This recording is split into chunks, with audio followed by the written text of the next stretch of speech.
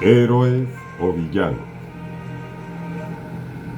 Debo iniciar recomendando más bien, que el estudio anterior, el último que realizamos, recomiendo verlo, ya que nos va a servir como introducción, nos va a dar mucho contexto para el presente estudio de hoy, para que lo asimilemos, lo entendamos de la mejor manera. Decía entonces que dependiendo de quién escriba la historia, dependiendo de quién nos la cuente, se crean héroes o villanos, ángeles o demonios. El personaje al que aludí, al que hacía referencia en ese estudio, un personaje, digamos, ícono, símbolo representativo de el judaísmo rabínico, o como siempre lo subrayo yo, fariseísmo moderno. Este personaje no es otro que Yohanan ben Zakkai, dirigente de la comunidad judía de Jerusalén y militante del partido fariseo. Que este personaje en tiempos del asedio por parte de la ocupación romana a Jerusalén, huye de la ciudad, estableciéndose en Yabne. Allí ejerce su magisterio en los años posteriores a la destrucción del segundo templo. Entre los años 70 y 80 de fines del primer siglo, los años del primer siglo de nuestra era, después de Cristo. De esa manera, él sentó las bases para un nuevo judaísmo. Los más famosos rabinos y maestros judíos de fines del primer siglo, como por ejemplo Eliezer ben Hircanos y Yehoshua ben Hananya, fueron sus discípulos. Se le considera además como el heredero espiritual de los más grandes maestros fariseos, Hillel y Shammai. Por el tiempo en que Ben Zakkai todavía se encontraba en Jerusalén, disputaba fuertemente con los saduceos, reforzando de esa manera, contribuyendo al reforzamiento del predominio fariseo sobre la vida judía. Ahora, aquí es donde viene la película. Y es que fíjense, la tradición lo presenta como a Ben Zakkai, lo presenta como un hombre realista con capacidad de reacción, que no duda en negociar con los romanos para asegurar, entre comillas, la supervivencia del judaísmo. Se le atribuye a sí mismo un papel fundamental en la creación o formación de una legislación espiritual, de una legislación religiosa adaptada a la nueva realidad. En gran medida a su esfuerzo, La autoridad espiritual del nuevo judaísmo quedó totalmente en manos de los rabinos y no de los sacerdotes del partido saduceo. La Academia de Yavne, fundada por él, asumirá temporalmente funciones del antiguo Sanedrín. Digo temporalmente, lo podemos dejar entre comillas, debido a que en este lapso de tiempo se fue bastante tiempo.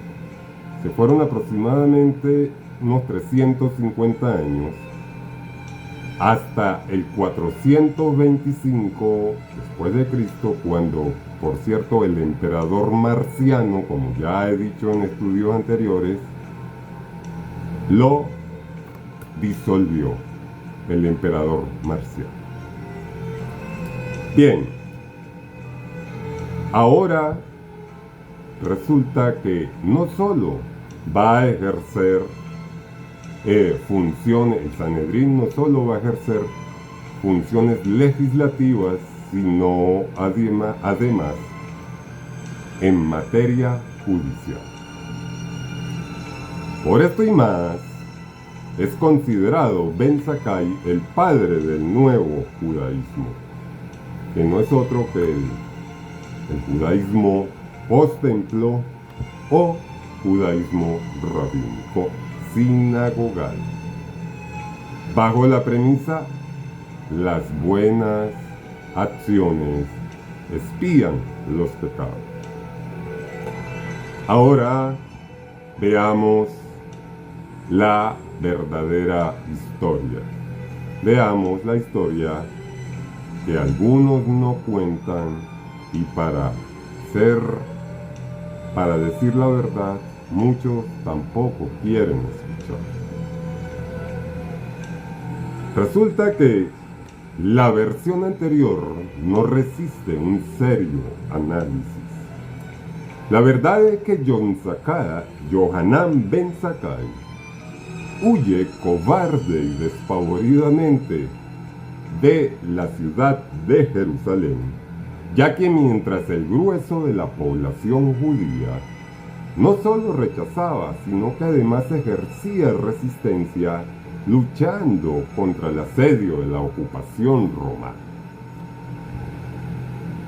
Elementos como este sujeto y su partido avalaban la posibilidad de que, haciéndose súbditos, sometiéndose al imperio romano, al imperio romano invasor, eventualmente se les permitiera a ellos conservar sus privilegios y apuntalarse a cambio, eso sí, de sumisión o subordinación total y absoluta, compartiendo así de esa manera, digamos, ciertas cuotas de poder y gobernabilidad con los romanos. Una de las concesiones otorgadas a Ben Zakkai, como ya sabemos, fue la apertura de una escuela rabínica, la Academia de Yavne. Llegaría a ser la Academia de Yavne, Bet Midrash. Posteriormente, esta escuela, ya lo dijimos también, asumirá funciones judiciales, ya que, como sabemos, por algún tiempo se le permitió, como ya dijimos, se le permitió por algún tiempo funcionar o sesionar al Sanedrín en dicha escuela. Es falsa también la idea de que Yohanan Ben Zakkai se haya sacrificado para asegurar la supervivencia del judaísmo.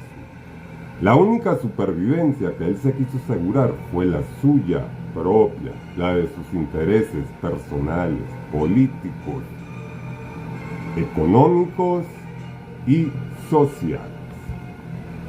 El fariseísmo constituyó siempre un partido político.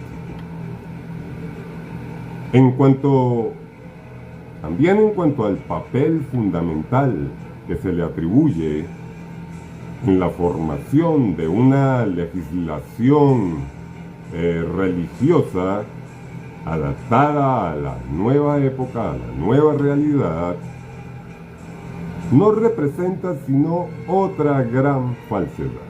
En realidad lo que hizo fue distorsionar, desfigurar la verdadera ley, incluyendo preceptos y normas atribuidas no precisamente a Dios, sino a Él mismo. Con buena razón, y esto lo digo con la mayor ironía, el mayor sarcasmo, con toda razón, es considerado el padre del nuevo judaísmo. Un judaísmo inventado por él, abandonando la verdadera ley de Dios, la Torá, por la fulana tradición, por cierto, también inventada por él. Al retirarse Yohanan ben Zakkai, la dirección de Yavne queda en manos de Gamaliel, quien eliminó a la escuela rival dirigida por la casa de Shammai, la cual, por cierto, esta escuela tenía su propia interpretación de la ley. Tengo que aclarar aquí que ambas escuelas, aún a pesar de ser rivales, ambas eran falsas. Esta es una prueba más de que incluso la propia rama farisea, dentro de la propia rama farisea, no todo fariseo pensaba de la misma manera. Esta es precisamente la razón. Bien, el jefe de la casa de Hillel representaba entonces el judaísmo para Roma. Y la casa de Hillel en realidad estaba deseosa de llegar a un modus vivendi con la ocupación romana. Esto convirtió el fariseísmo moderado según el espíritu de Hillel, en el judaísmo normativo por antonomasia. Comenzó entonces un proceso de uniformidad de la interpretación de la ley, degenerando precisamente en la disminución o reducción de la pluralidad de posiciones. Los rollos de la Torá ahora sustituirán el lugar del altar, y su estudio, junto a la oración y las buenas obras, sustituyen el culto del templo. Los doctores de la ley y los rabinos sustituirán ahora a la casta sacerdotal. La dignidad rabínica adquirida mediante, la preparación intelectual, reemplazará ahora a la hereditaria dignidad sacerdotal y levítica. La sinagoga será ahora la casa local de reunión, oración y vida comunitaria en lugar de el antiguo templo. Muchas gracias.